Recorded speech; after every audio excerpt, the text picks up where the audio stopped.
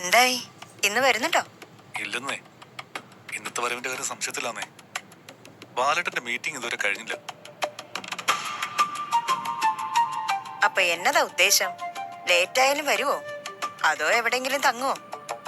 അതാ ഞാൻ പറഞ്ഞ സംശയമാണെന്ന്. എന്തിനാണെങ്കിലും ബാലേട്ടൻ വരണമല്ലോ.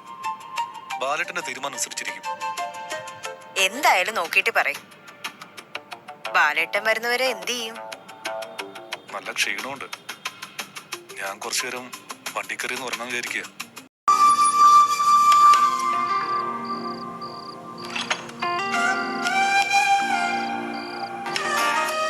അച്ഛൻ ഇതുവരെ വന്നില്ലല്ലോ. ഇന്നെ വരുന്നല്ലേ കൃഷ്ണൻ പറഞ്ഞേ? അതെ, അത് ശരിയാണല്ലോ.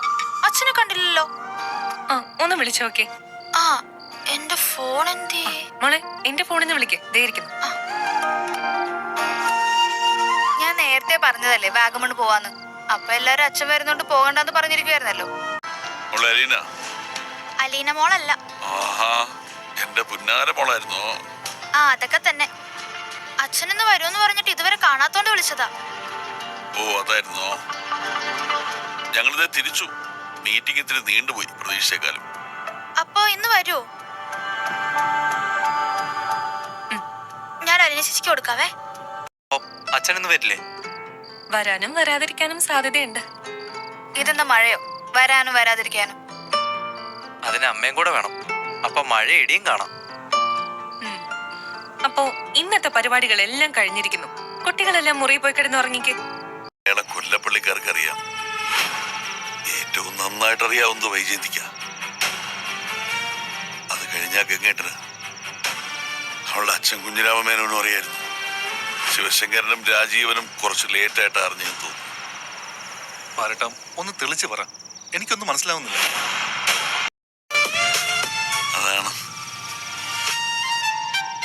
അതാണ് അലീന. അതെന്നാ ചേച്ചിയുടെ കൈ കൊടുത്തത്? സ്റ്റാൻലി ജോസഫിന്റെ കുഞ്ഞാണെങ്കിൽ അതിന്റെ അമ്മയല്ലേ നോക്കേണ്ടത്? ശരിയാ, അമ്മയുടെ കൈ തന്നെ കൊടുത്തയച്ചത്. കുഞ്ഞ് പുറത്തോട്ട് വന്നില്ലെന്നേ ഉള്ളൂ. വയറ്റി കിടപ്പുണ്ടായിരുന്നു. എന്നതാ ബാലേട്ടൻ ഞാൻ കേൾക്കുന്നേ? മനസ്സിലായില്ലേ? ഒന്നുകൂടെ ആവർത്തിക്കണോ ഞാൻ? വൈജയച്ചിയുടെ മകളാണ്.